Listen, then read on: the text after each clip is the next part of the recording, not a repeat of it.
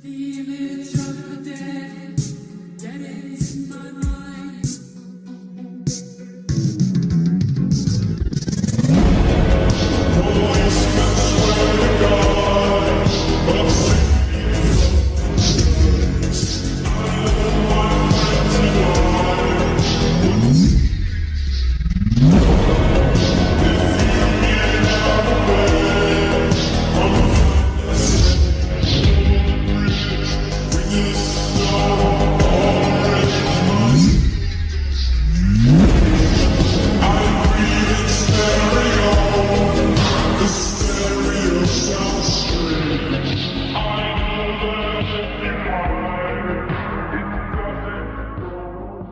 Alright, y'all, time for another ManaA Diaries video. As you know, half of this is going to be on YouTube and the other half is going to be, well, the completed video is going to be on Patreon. If you enjoy these ManaA Diaries where it's me going over what I was thinking about for this particular chapter of the ManaA I made, my thinking process or whatever, that resulted in the final product, then you're gonna go to Patreon and some other additional caffeine over there.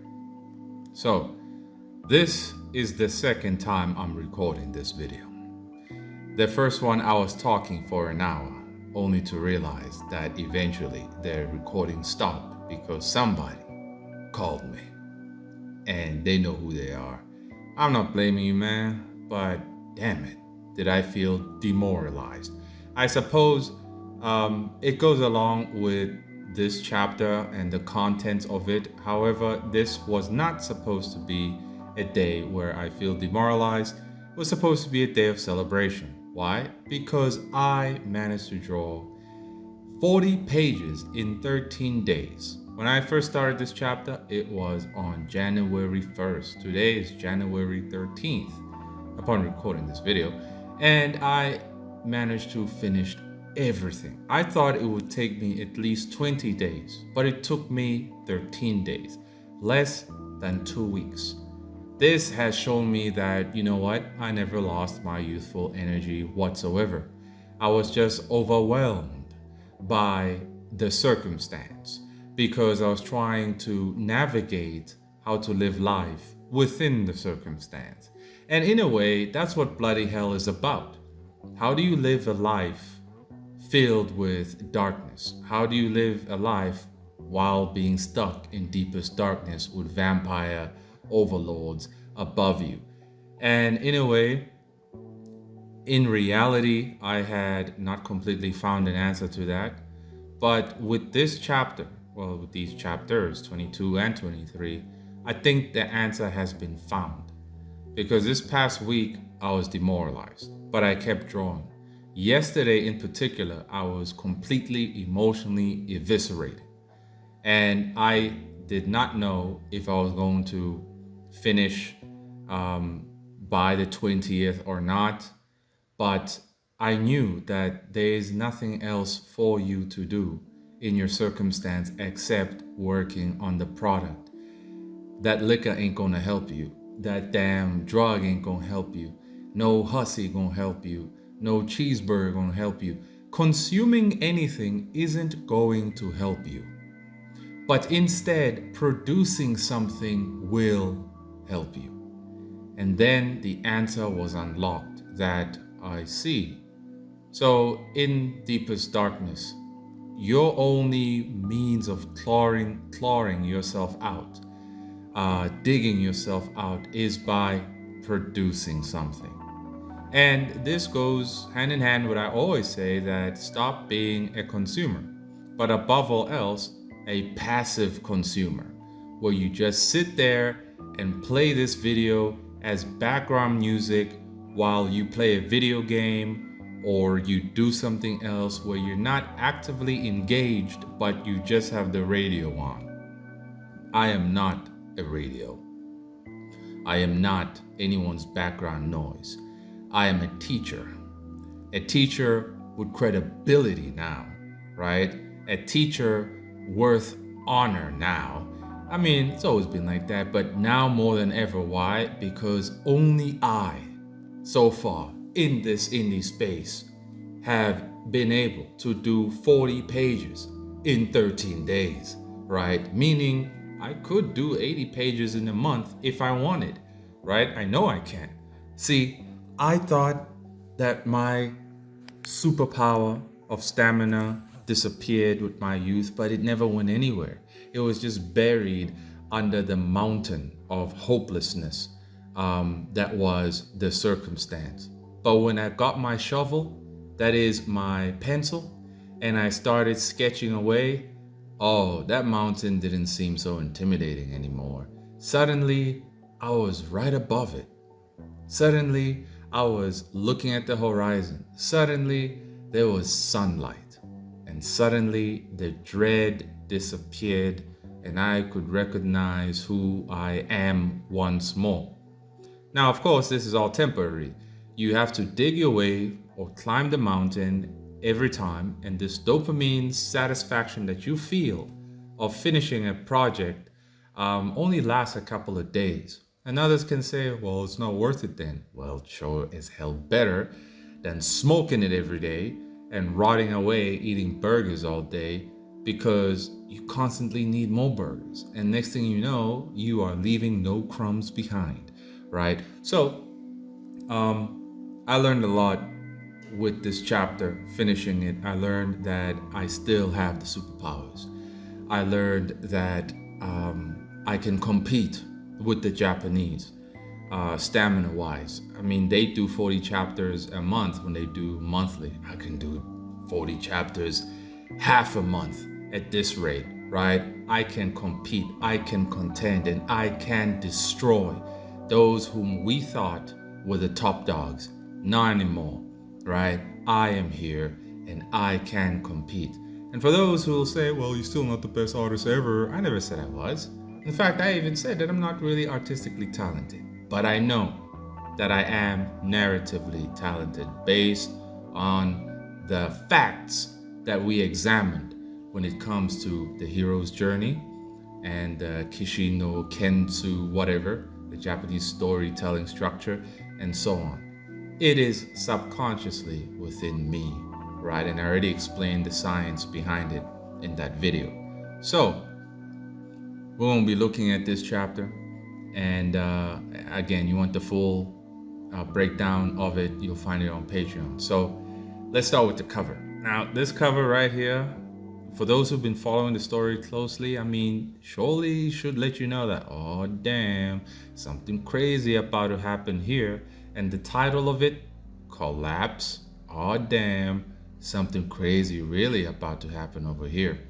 And this is the first cover I've done really that has used such saturated colors, because I always like keeping it desaturated because the story is dark, you know. So this is the first time, and it suits this chapter well because of the contents of it. And I will say I surprised myself, honestly, aside from the speed, but the quality as well. Like, damn, a dude already is at Super Saiyan 2 at this rate, right? So that was real nice. So let's start with that page 1. We open up with the moon shot over there. And some can say, well, bro, I mean, you're not really showing us where we are. Well, if you read prior chapters, you'd know where we are, you know. So we see Jacob running, and he says to himself, hang on, everyone, I'll get all of us out of here safely. We'll make it, we'll survive this, and find the Boy King. Now, for those who might not know, for whatever reason, Jacob is me and I am Jacob. And Jacob himself, just like me, was someone who was trying to find that hope in deepest darkness. And it's so refreshing and nice to see Jacob actually hope for something. Him saying that we'll survive this and find the Boy King shows that he has a new objective. His mission was once to kill Dracula, to change the circumstance. Then he realized he can't. He just had to get by within the circumstance he finds himself in. But then something came up and presented itself that, hey, there is hope after all. There is this Boy King who's prophesied to be super powerful, who can kill Dracula. So he has a new mission now, which is to find the Boy King, right? And this was really cool, even for me as the author, to get to this moment with Jacob's journey. That, hey man, I'm really happy for you, bro. You have a new goal now, you know, a real goal that isn't false hope, right? That isn't delusional, but realistic, right? Then he has a bit of a flashback of all of his friends saying, I owe you all so much for helping me grow. I couldn't have done it without you.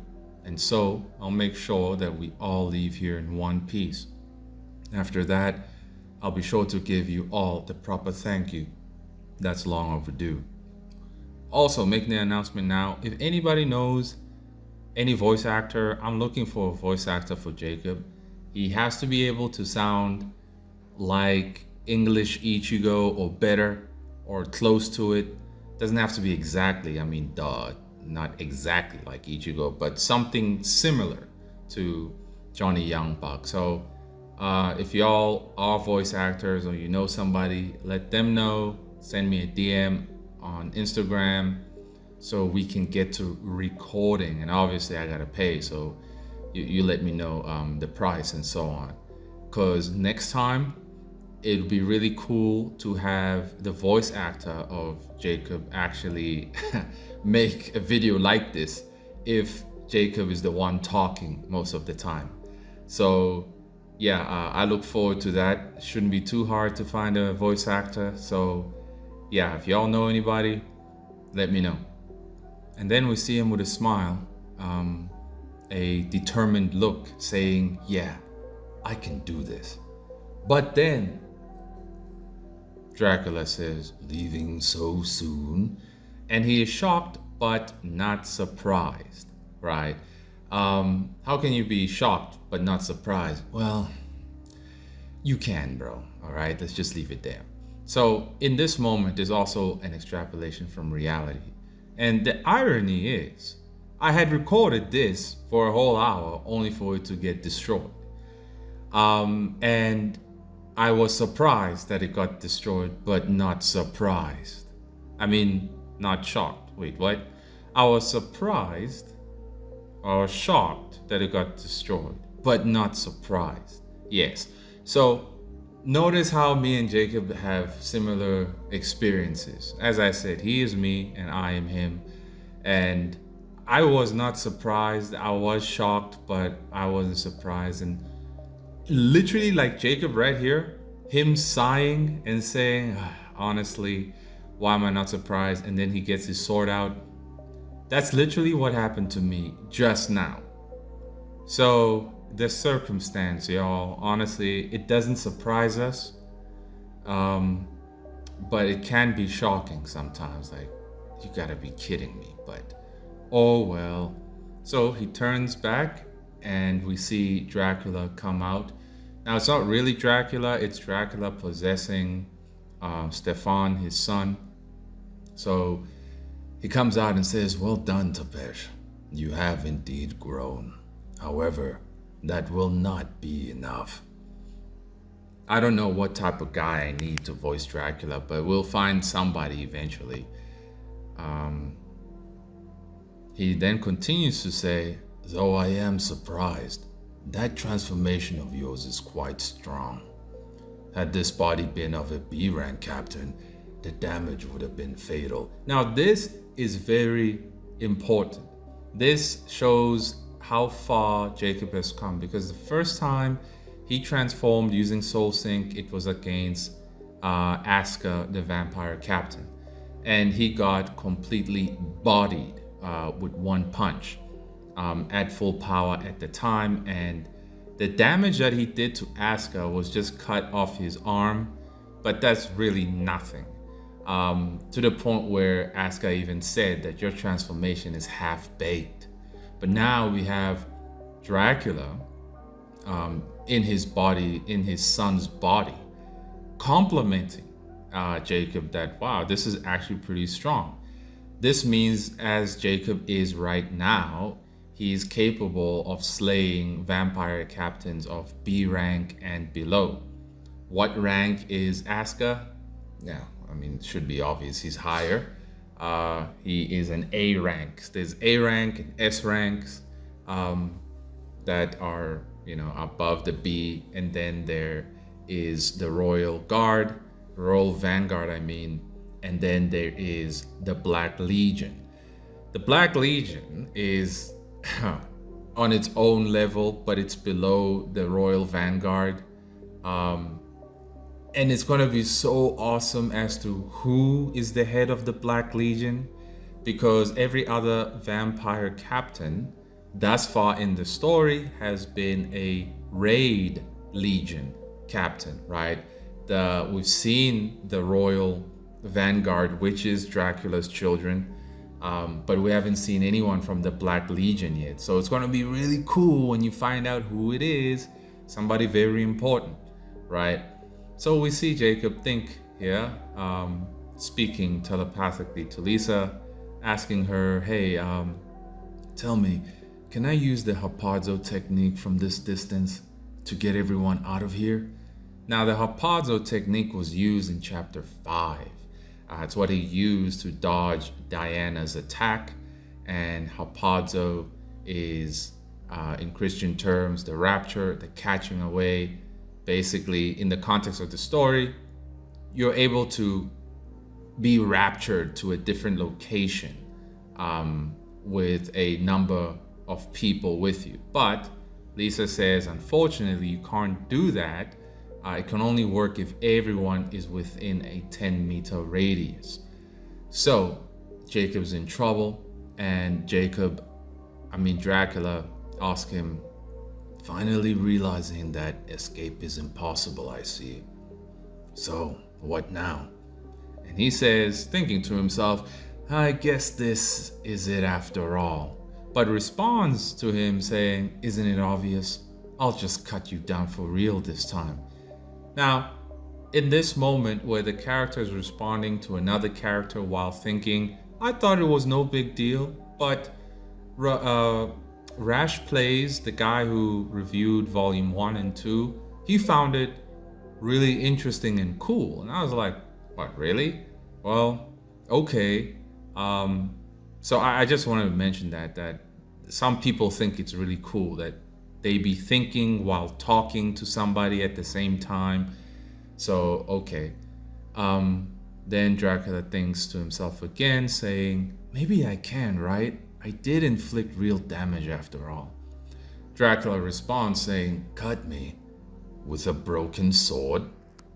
And then, boom. This moment, favorite page of the entire chapter. I have other favorite pages, trust me, but I should say this is my favorite double spread then. This is like a huge Bleach-like moment. And yeah, I'm sure y'all can tell now that, okay, so this guy's art is inspired by there's a bit of Bleach up in there, but definitely some Dragon Ball and Seven Deadly Sins up in there. I see it. But this moment is definitely a Bleach moment. And it was so awesome getting here. I had a different camera angle initially, but it didn't look as cool as this. So I'm glad I went with this one. And I was like, man, I wonder if I can top this. I really wonder if I can top this.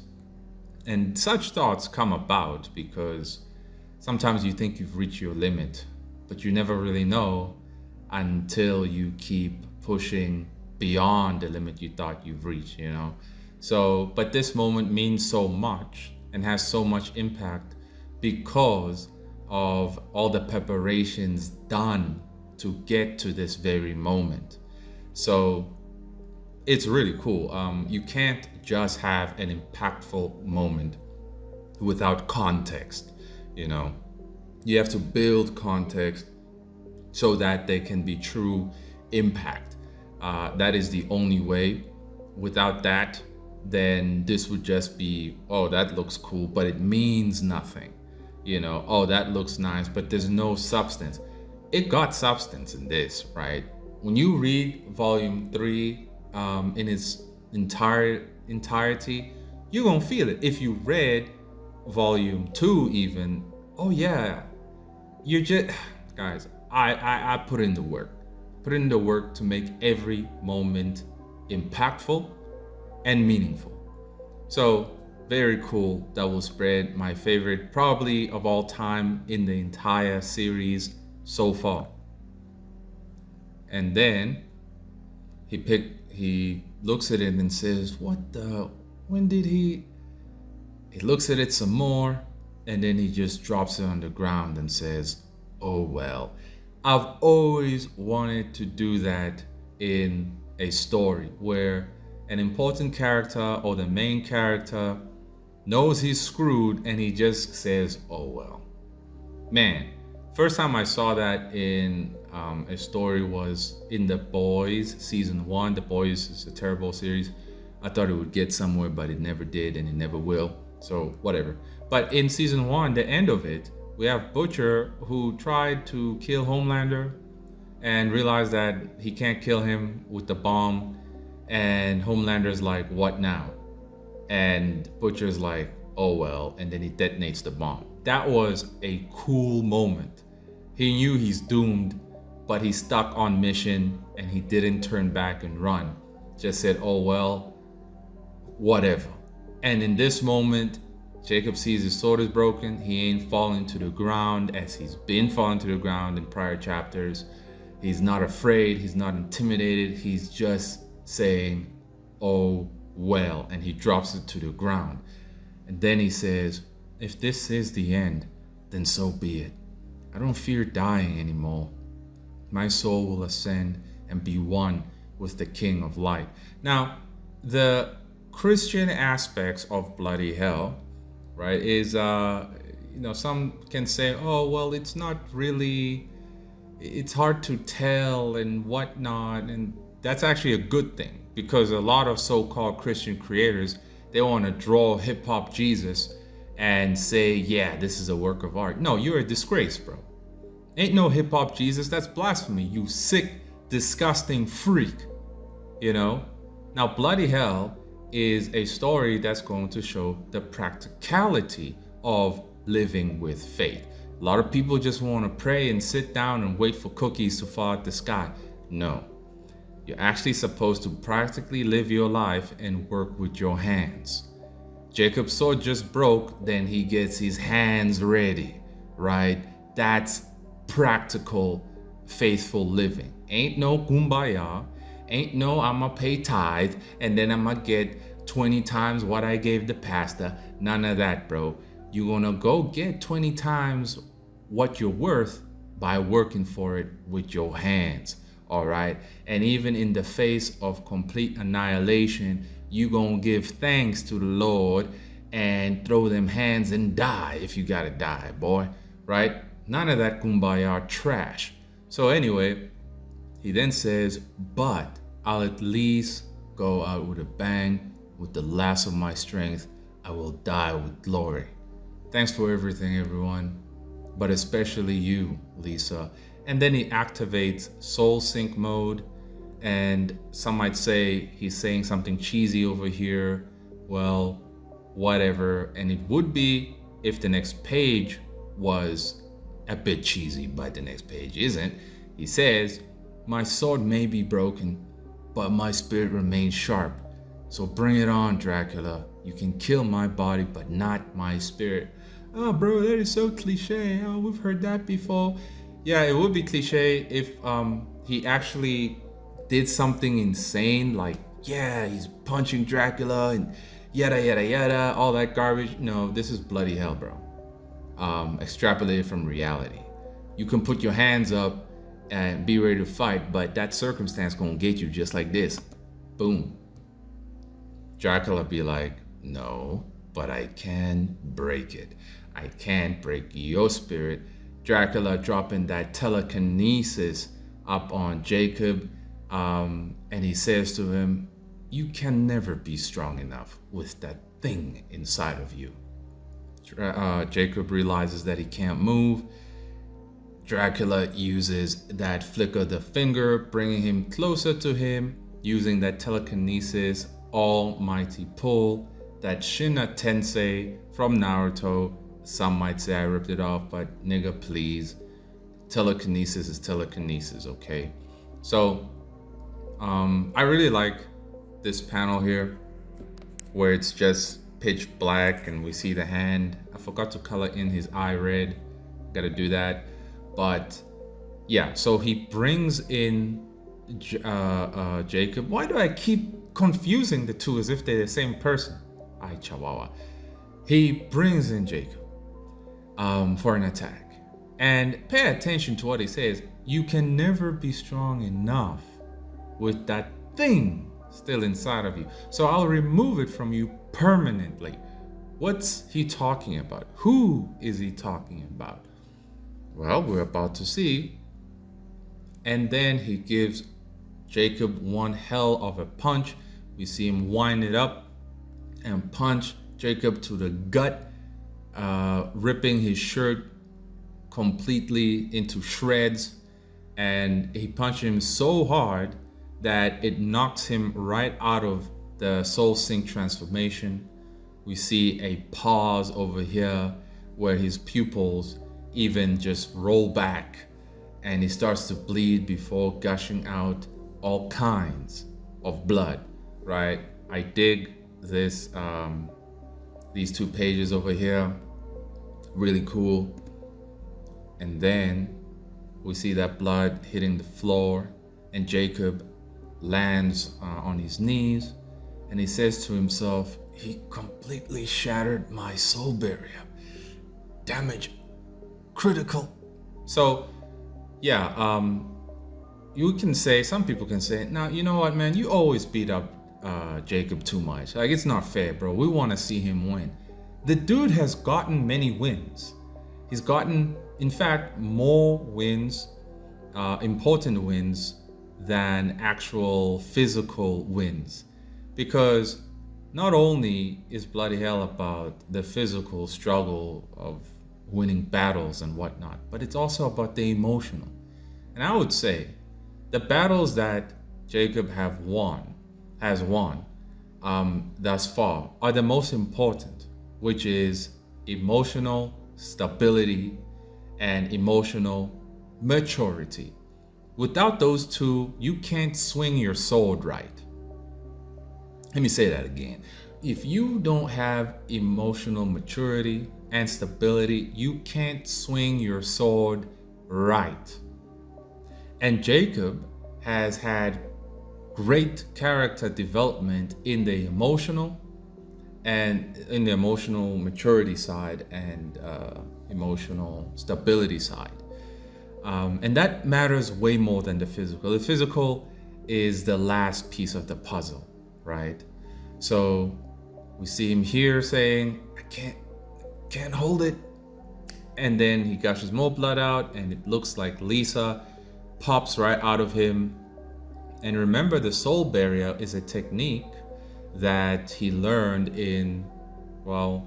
that was activated, I guess, in volume 2 after he had returned from the Great Precipice.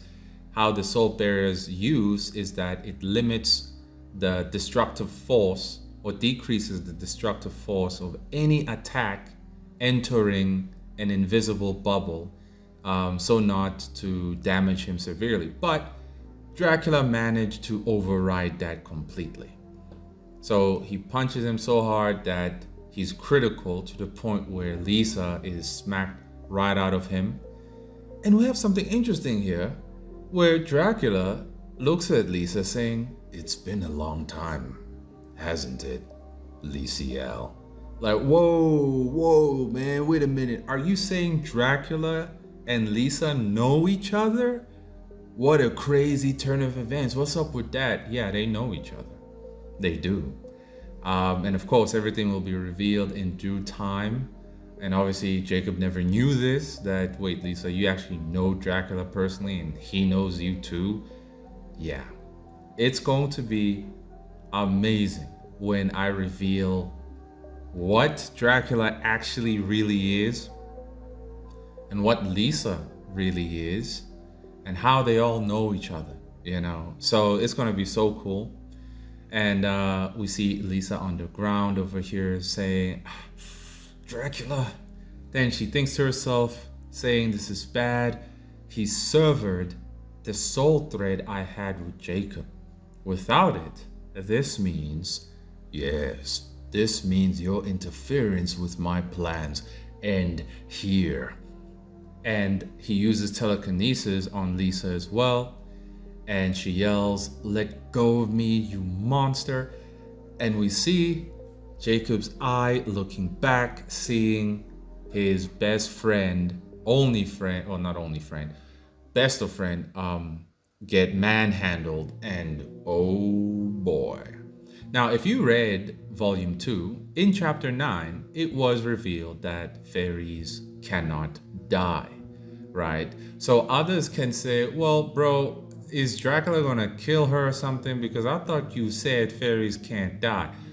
Well, see, to make this moment actually meaningful, to make it have consequences for her supposed death, you have to be very creative. And that's exactly what I did. Whether she dies for real or not, the consequences of a real death or not a real death have to be one and the same, right? And they cannot be a butt pull. They have to be one and the same. That's what I did. There are severe consequences for what's about to happen, and Dracula did it all on purpose, right? So we see Jacob looking back, and we get to my second favorite page. What in the world? And it's this moment right here. We see him totally, I don't know how to describe this expression over here. I don't know how to describe it, but yeah, that expression. And he grabs onto Dracula's cloak and says, let her go. Right? This moment, man, I could imagine this animated, bruh. Like, oh my word. Like the amount of satisfaction that I feel for completing 40 pages and seeing the obvious quality increase in my production has given me the hope that it is possible that I could get an anime. Now, I've always said, bro, you gotta live within the circumstance. Oh yeah. I mean, my foundation is within the circumstance. I'm not working towards an anime. I'm working towards finishing. But because this thing is so cool, it's definitely possible somehow, by some miracle, that it could get an anime, right? A guy can dream, right? But at least I'm conscious of the fact that I'm daydreaming. Unlike some people who are completely brain dead, that they don't realize that they're in La La Land. I'm not in La La Land, bro. It's why I can sustainably keep going and sustainably produce so much work, right? This ain't no content. This is art that I'm producing. This is a story worth telling and worth hearing. Now, this is the last page for freebies on YouTube. You want the full hot sauce? You want to turn that page? Either go to Patreon, subscribe right now, $3 a month, or $5 if you want to be kind, or wait for volume 3 to drop this March. So let's go